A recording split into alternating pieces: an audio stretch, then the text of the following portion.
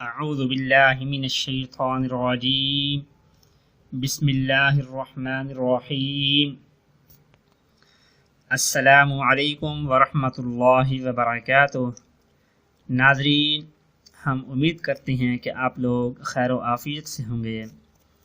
ناظرین، اس ویڈیو کے اندر آپ کو ڈپریشن، ذہنی ٹینشن سے بچنے کے لیے ایک عمل آپ کو بتانے جا رہے ہیں کہ دل کی بے سکونی، ذہنی ٹینشن کو دور کرنے کے لیے اور پرسکون رہنے کے لیے یہ عمل بہت ہی مختصر ہے۔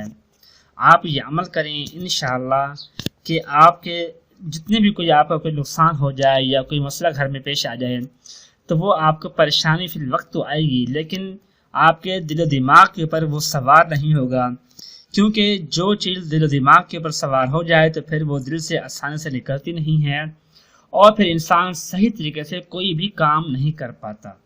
کاروباری ہے یا جاب کرتا ہے تو وہ صحیح طریقے سے کام نہیں کر پاتا۔ جب صحیح طریقے سے کام نہیں کر پائے گا تو اس میں ترقی کیسے ہوگی، وہ پریشانی ختم کیسے ہوگی؟ تو وقتی طور پر پریشانی کو ختم کرنے کے لیے آپ یہ عمل کریں انشاءاللہ کہ آپ آگے بہت جلدی ترقی کرنے والے بن جائیں گے، اور آپ کا ذہن جب پرسکون ہوگا تو کام بھی آپ صحیح طریقے سے انجام پا لیں گے۔ وہ عمل یہ ہے کہ پارہ نمبر 4 سورۃ آل عمران، سورۃ آل عمران کی آیت نمبر ہے 154، آیت نمبر 154۔ اس کا ایک حصہ ہے چھوٹا سا کہ اعوذ باللہ من الشیطان الرجیم بسم اللہ الرحمن الرحیم من بعد الغم امانۃ نعاسا، یعنی آیت شروع ہو رہی ہے ثم انزل علیکم من بعد الغم امانۃ نعاسا یغشی طائفۃ منکم۔ تو آپ نے پوری آیت نہیں پڑھنی، نہ ہی پوری لائن پڑھنی ہے، بلکہ یہاں سے پڑھنا ہے من بعد الغم امانۃ نعاسا، من بعد الغم امانۃ نعاسا، بس اتنا تو حصہ پڑھنا ہے اس آیت کا۔ اس کے پڑھنے کا طریقہ یہ ہے کہ جب کہ پریشانی آتی ہے تو اس وقت آپ نے اول آخر 3 مرتبہ درود پاک پڑھ کر 121 مرتبہ اس آیت کو پڑھ کر پانی پر دم کر دینا ہے۔ تو اس پانی کو پھر آپ خود پی لیں، یعنی خود پڑھ کر خود پی لیں۔ اگر آپ خود دم نہ کر سکے تو گھر میں سے کوئی اور بھی دم کر سکتا ہے تو وہ پی لیں۔ یہ وہی انسان پانی پیے گا کہ جس کو زیادہ ٹینشن ہے، جو کاروباری ہے یا گھر میں جو پڑا ہے، کہ جس کے دل و دماغ کے اوپر کوئی چیز حاوی ہو چکی ہے تو وہی اس کو پانی کو پیے۔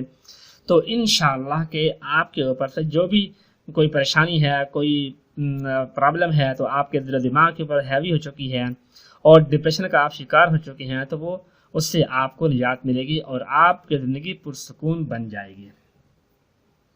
تو اسی طرح کا ایک اور بات یہ ہے کہ گھر میں بھی کہ سکون لایا جائے، گھر کے اندر بھی کوئی ایسی باتیں نہ چلائی جائیں جس سے انسان ذہنی کہ پریشانی کا شکار بن جائے، احساس کمزوری کا شکار بن جائے، کیونکہ گھر کو پرسکون بنانے کے لیے کچھ باتیں ہیں جو کہ میں آپ کو بتا رہی ہیں، جو کہ صحابہ کرام اور آپ صلی اللہ علیہ وسلم کی زندگی اور کچھ اسلام کی اخلاقیات کے حوالے سے ہیں کہ ان کو آپ سنیں اور ان کے اوپر عمل کریں تو انشاءاللہ گھر میں ہر قسم کی پریشانی ختم ہوگی، گھر پرسکون ہوگا۔ جب گھر پرسکون ہوگا تو ذہنی پریشانی بھی نہیں ہوگی۔ حضرت عائشہ رضی اللہ تعالی عنہا کی ناز برداری، سفر جہاد ہے، ایک جگہ پڑاؤ کیا، حضرت عائشہ صدیقہ رضی اللہ تعالی عنہا اونٹ پر بیٹھی ہیں، گلے میں دیکھا ہار غائب ہے، اتر گئیں کہ میرا ہار ڈھونڈو ورنہ میں تو نہیں جاتی۔ آپ صلی اللہ علیہ وسلم نے فرمایا سب ہار ڈھونڈو، ہار نہیں ملا، دیکھیے کس طرح گھر والی کے ناز اٹھائے جا رہے ہیں۔ مغرب عشاء میں پانی ختم تھا، وہیں رات بیت گئی۔ اب لوگوں نے حضرت ابوبکر صدیق رضی اللہ تعالی عنہ سے کہنا شروع کر دیا کہ آج آپ کی بیٹی کی وجہ سے یہ دن دیکھنا پڑا۔ حضرت ابوبکر صدیق رضی اللہ تعالی عنہ غصے میں اماں عائشہ رضی اللہ تعالی عنہا کے خیمے میں گئے۔ آگے اللہ کے نبی صلی اللہ علیہ وسلم حضرت عائشہ رضی اللہ تعالی عنہا کی گود میں سر رکھ کر سو رہے تھے۔ اب وہ بول بھی نہیں سکتے تھے تو انگلیوں سے ان کو مارنا شروع کیا۔ تو حضرت عائشہ رضی اللہ تعالی عنہا فرماتی ہیں کہ میں نے خود کو مضبوط کر لیا کہ حرکت نہ ہو، کہ کہیں اللہ کے نبی نہ اٹھ جائیں۔ فجر کا وقت آ گیا، پانی ہے نہیں، کھلبلی مچ گئی۔ اللہ کے نبی اٹھے تو اللہ تعالیٰ نے تیمم کا حکم نازل فرما دیا۔ حضرت سعد بن عبادہ رضی اللہ تعالی عنہ کہنے لگے اے آل ابو بکر، یہ پہلی برکت نہیں، اس سے پہلے بھی تمہارے گھر کی وجہ سے بے شمار برکتیں اتر چکی ہیں۔ حضرت عائشہ صدیقہ رضی اللہ تعالی عنہا کے لاڈ اٹھانے کی وجہ سے تیمم کی آیت اتری۔ جب اماں جان نے کہا اب چلیں، ہار نہیں ملتا، تو پھر آپ صلی اللہ علیہ وسلم نے فرمایا اب چلو، تو اونٹنی کو اٹھایا تو اس کے نیچے سے ہار مل گیا۔ یہ بھی سنت نبوی ہے، سفر جہاد ہے، آپ صلی اللہ علیہ وسلم نے فرمایا سب آگے چلو۔ حضرت عائشہ صدیقہ رضی اللہ تعالی عنہا سے فرمایا دوڑ لگاؤ گی؟ عرض کیا لگاؤں گی۔ تو حضرت عائشہ صدیقہ رضی اللہ تعالی عنہ فرماتی ہیں ہم نے دوڑ لگائی، میں آگے نکل گئی، چند سال گزرے تو پھر جہاد کا سفر درپیش ہوا۔ آپ صلی اللہ علیہ وسلم نے صحابہ سے فرمایا آگے چلو، پھر حضرت عائشہ صدیقہ رضی اللہ تعالی عنہا سے دوڑ لگائی۔ حضرت عائشہ صدیقہ رضی اللہ تعالی عنہا فرماتی ہیں ان دنوں میری جسامت کچھ بھاری ہو چکی تھی، تو اب اللہ کے نبی آگے نکل گئے اور فرمایا اب تو اور میں برابر ہو گئے۔ حسن اخلاق کی طاقت۔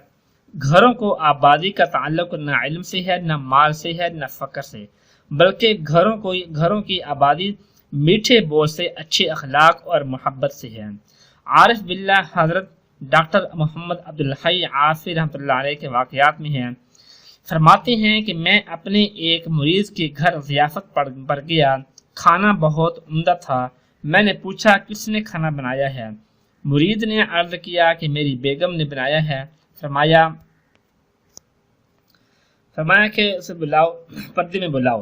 پھر فرمایا بیٹی تم نے کھانا بہت عمدہ بنایا ہے، میں آپ کا شکر گزار ہوں۔ تو اس خاتون نے رونا شروع کر دیا۔ حضرت ڈاکٹر صاحب فرمانے لگے کہ بیٹی رونے کی کیا بات ہے؟ اس نے کہا حضرت آپ کے مریض کے پاس 30 سال ہو گئے ہیں، لیکن انہوں نے کبھی بھی کھانے کی تعریف نہیں کی۔ میرے بھائیو حوصلہ افزائی کرو، تعریف کرو، خوشامد حرام ہے، تعریف تو حق ہے۔ حدیث میں جو آتا ہے کہ سامنے تعریف کرنے والے کے منہ میں مٹی ڈالو، اس سے مراد تعریف نہیں خوشامد ہے۔ کہ حدیث میں آتا ہے کہ اے معاذ خوشامد سے بچنا کہ یہ ذبح کر دیتا ہے۔